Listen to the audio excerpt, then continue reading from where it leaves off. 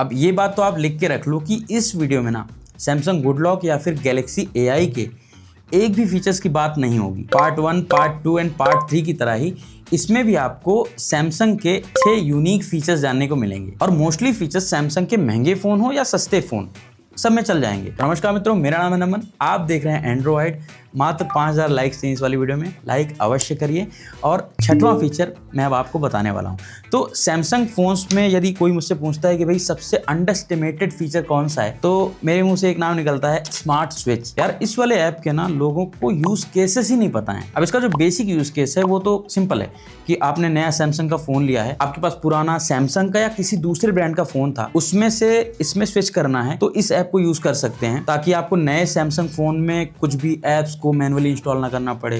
Call logs, contacts, photos, videos, जो भी data आपके पुराने फोन में रहेगा सब कुछ इसमें आ जाएगा, अर्थात नए फोन में। बट सैमसंग स्मार्ट स्विच का ना एक और यूज केस भी है, आपके फोन का पूरा बैकअप लेना। मान लीजिए आपको किसी भी रीजन से अपने फोन को फॉर्मेट करना है। अब फॉर्मेट करने से पहले आप अपने फोन का पूरा बैकअप ले लीजिए और बाद में अपने फोन को बेसिक सेटअप करने के बाद पूरा बैकअप रिस्टोर कर देंगे ना, तो जब आपने बैकअप लिया था तो एज इट इज आपका फोन वापस उसी तरह से मिल जाएगा। यानी कि जो भी ऐप्स आपने इंस्टॉल किए थे, जो भी कॉन्टैक्ट्स थे, जो भी फोटोज वीडियोस थी, सब आपकी वापस आ जाएंगी। और सबसे बड़ी बात जो बहुत लोगों को नहीं पता है, स्मार्ट स्विच का विंडोज के लिए भी एप्लीकेशन आता है और मैकबुक के लिए भी एप्लीकेशन आता है। तो आपके पास दोनों में से कोई सा प्लेटफॉर्म हो, आप उसमें ऐप इंस्टॉल करिए और पूरा बैकअप अपने पीसी में स्टोर करके रख लीजिए, बाद में उसको रिस्टोर कर सकते हैं कभी भी। बट इससे भी अच्छा, यदि आपको पीसी में भी बैकअप नहीं लेना है, कोई भी ऐप इंस्टॉल नहीं करना है कुछ भी, तो सिंपली आपके पास SSD या फिर हार्ड ड्राइव होगी, उसको सिंपली अपने फोन में प्लग करिए। यहाँ पे ऑप्शन मिल जाता है आपको। अगेन आप अपने फोन का पूरा बैकअप एक्सटर्नल SSD में या फिर एक्सटर्नल हार्ड ड्राइव में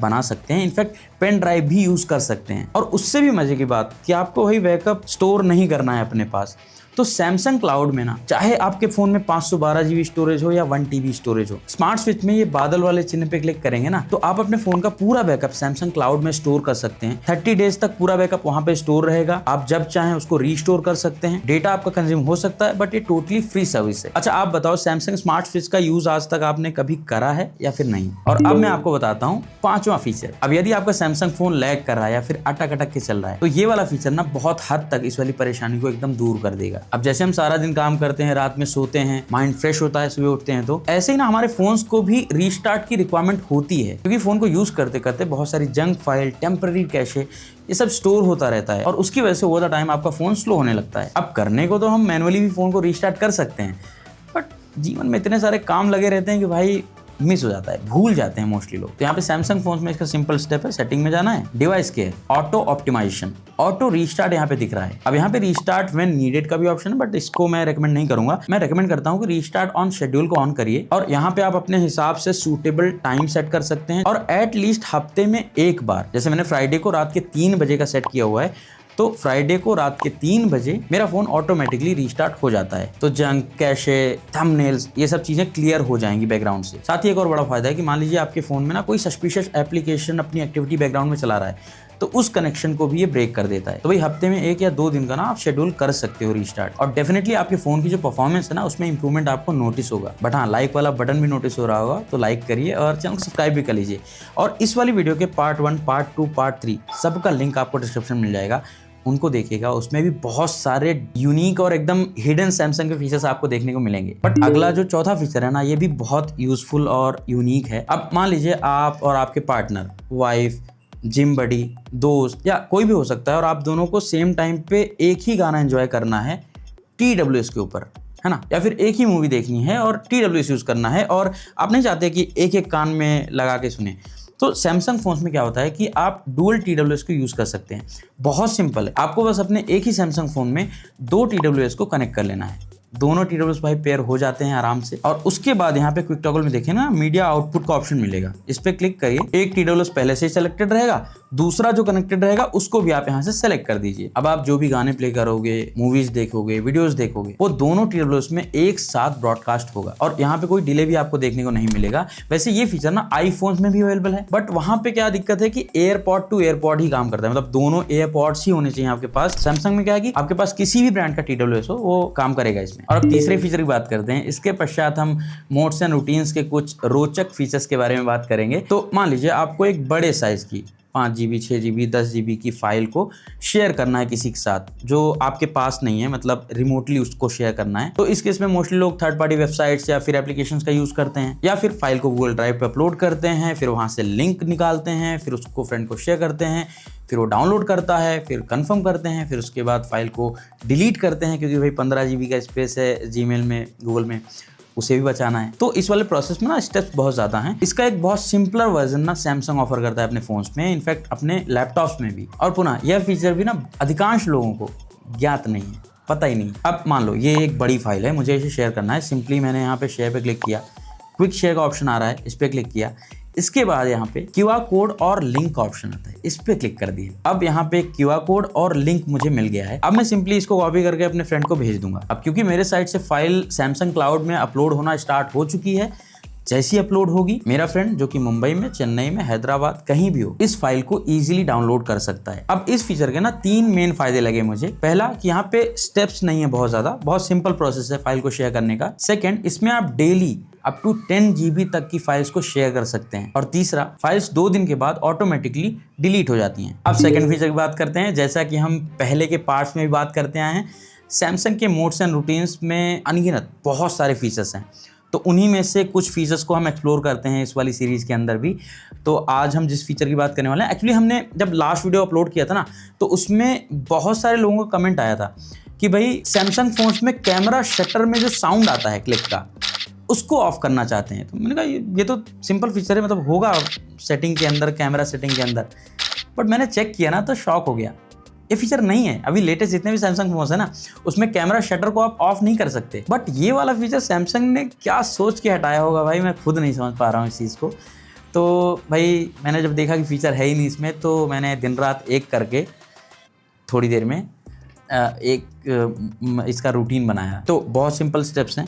सेटिंग्स में जाना है, मोड्स एंड रूटीन्स में, यहाँ रूटीन्स पे क्लिक करना है।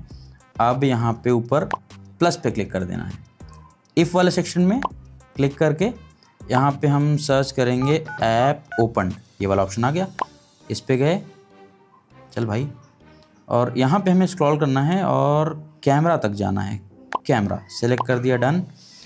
देन वाले सेक्शन में जाना है और यहाँ पे साउंड एंड वाइब्रेशन पे जाना है। साउंड मोड एंड वॉल्यूम पहला ऑप्शन जो है, इस पे जाना है। सिस्टम साउंड को 0 कर देना है, डन कर देना है और सेव कर देना है। यहाँ पे इसका नाम भी आप रख सकते हो कुछ भी, कैमरा शटर साउंड, है ना। आइकन या कलर जो भी आप चाहे चूज कर सकते हो। डन कर दिया हमने, बाहर आ गए। तो अब जैसे मैं कैमरा एप्लीकेशन ओपन करता हूँ, फ़ोटो क्लिक करी, कोई भी साउंड नहीं आएगा यहाँ पे, है ना, कोई साउंड नहीं आएगा। वीडियो रिकॉर्डिंग लगाएंगे ना, देखो कोई साउंड नहीं आएगा, ठीक है। और जैसे ही कैमरा ऐप से बाहर जाएंगे ना, तो सिस्टम साउंड जो आपका डिफ़ॉल्ट रहा होगा उस पे आ जाएगा। देखो कैमरा ऐप से बाहर हूँ, सिस्टम साउंड यहाँ पे जितने % मैंने सेट किया था उतने पे है। कैमरा ऐप ओपन किया, अब सिस्टम साउंड यहाँ पे 0 पे सेट हो जाएगा। तो इन केस आप ऐसा कोई फीचर ढूंढ रहे थे तो ये आपके काम का हो सकता है। काम का हो तो वीडियो को लाइक अवश्य करिए। और अब अगला फीचर बताने वाला हूँ, ये भी मोड्स एंड रूटीन से रिलेटेड ही है, और इसको लास्ट वाली वीडियो में ना MS क्षीरसागर जी ने शेयर किया था। वो मतलब ऐसा यूज़ करते थे ये वाला मोड्स एंड रूटीन। उसको हम थोड़ा सा और इनहेंस भी कर सकते हैं, अपने अकॉर्डिंग ट्वीक कर सकते हैं। तो ऐसे हॉस्टल में होता नहीं, थोड़ा बदमाश बच्चे होते हैं जो चाहते हैं कि भाई फ्रेंड्स का फ़ोन किसी तरह मिल जाए और हम सब कुछ खंगाल लें उसमें से। तो वहाँ पे क्या दिक्कत होती है कि जैसे मुझे जो समझ में आया इनके साथ, जो इन्होंने बताया मुझे कमेंट करके, मुझे ऐसा समझ में आया कि जब ये रात में सो जाते थे तो इनके फ्रेंड्स इनके फ़ोन को बायोमेट्रिक से अनलॉक कर लेते थे। इनके में भी ऐसा हुआ हो कुछ इनके साथ, तभी इन्होंने एक रूटीन बनाया। बड़ा स्मार्ट डिसीजन लगा मुझे इनका। तो बेसिकली इन्होंने क्या सेट किया कि जिस टाइम पीरियड पे हॉस्टल में होते हैं, है ना, अपने उस टाइम पे इनके फ़ोन में फिंगरप्रिंट या फेस अनलॉक काम ही ना करे। उस टाइम पे सिर्फ पिन से ही उनका फ़ोन अनलॉक होगा। ये आप भी कर सकते हैं। और इसमें भी मल्टीपल चेक आप लगा सकते हैं। जैसे कि आप चाहें तो लोकेशन बेस्ड भी लगा सकते हैं, चाहे तो आप टाइम पीरियड या फिर डे के हिसाब से, वीक के हिसाब से आप लगा सकते हैं। जैसे अभी मैं आपको करके दिखाता हूँ। सेटिंग्स में जाके वही मोड्स एंड रूटीन्स में जाना है। रूटीन्स में प्लस पे क्लिक करेंगे, इफ सेक्शन में क्लिक करेंगे। यहाँ पे हम पहले लोकेशन बेस्ड देखते हैं। मान लो एक पर्टिकुलर लोकेशन पे जाने के बाद ये एक्शन हो, तो यहाँ पे सिंपली सर्च करते हैं प्लेस, है ना। अब यहाँ पे माई करंट लोकेशन हो सकती है होम, पिकअप प्लेस, आप चूज कर सकते हैं कौन सी प्लेस। सर्च कर दिया मैंने यहाँ पे, बेसिकली ये मैं अपने हिसाब से सर्च कर रहा हूँ, बाकी आप अपने हिसाब से चूज कर सकते हो। व्हेन आई अराइव, है ना, डन किया। यहीं पे कंडीशन ये भी लगा सकते हैं टाइमिंग का, कि आप वहाँ पे उस लोकेशन पे कितने बजे से कितने बजे तक होते हैं, तो वो कंडीशन भी लगा सकते हैं चाहें तो। उसके लिए एक और कंडीशन ऐड करेंगे, यहाँ पे टाइम पीरियड का ऑप्शन आ रहा है, इस पर क्लिक करेंगे। यहाँ पे ऑल डे का ऑप्शन भी है और टाइम भी है सेट करने का। मान लो हॉस्टल पहुँचते हैं हम रात में 8 बजे और सुबह 9 बजे मैं वहाँ से निकल जाता हूँ हॉस्टल से। 8 PM नाइट से 9 AM नेक्स्ट डे तक ये चलेगा, ठीक है। और यहाँ पे एवरी डे सेट कर दिया, नीचे ऑप्शन आ रहा था एवरी डे का, है ना। तो कुछ ऐसा यहाँ पे हमने सेट कर दिया है, टाइम डन कर दिया, ठीक है। तो अब इस प्लेस पे जब मैं पहुँचूँगा और ये टाइम पीरियड में जब वहाँ पे रहूँगा तो क्या होगा, देन पे क्लिक किया, सर्च किया अनलॉक विद बायोमेट्रिक, क्लिक किया। अब यहाँ पे फिंगरप्रिंट इनेबल्ड दिखा रहा है ना, इसको डिसेबल कर दो, डन कर दो, सेव कर दो। फिंगरप्रिंट लगा के जो भी आपको नाम चाहिए वो सेट कर सकते हो, डन कर दिया, हो गया डन।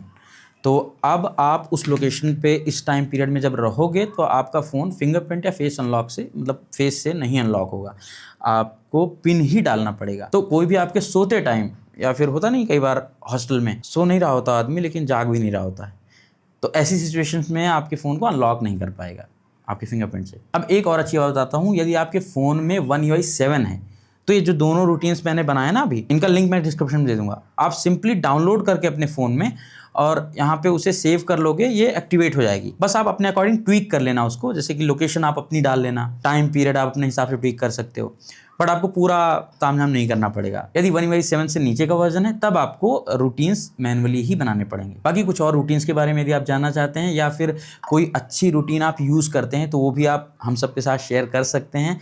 और एक बात और बताना चाहूँगा, रिसेंटली ना मेरा ये S24 Ultra चोरी हुआ था और वो मिल भी गया था। हाँ, यही वाला फ़ोन कैसे मिला था, इसमें सैमसंग के बहुत सारे सेफ्टी सिक्योरिटी फीचर्स मेरे काम में आए थे, उसका एक डिटेल्ड वीडियो पूरी स्टोरी के साथ मैंने बनाया हुआ है, यहाँ पे क्लिक करके देख सकते हैं।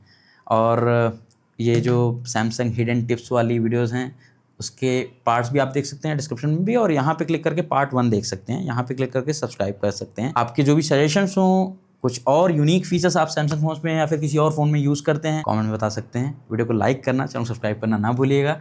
हम मिलेंगे आपसे अगले वीडियो में। नमस्कार।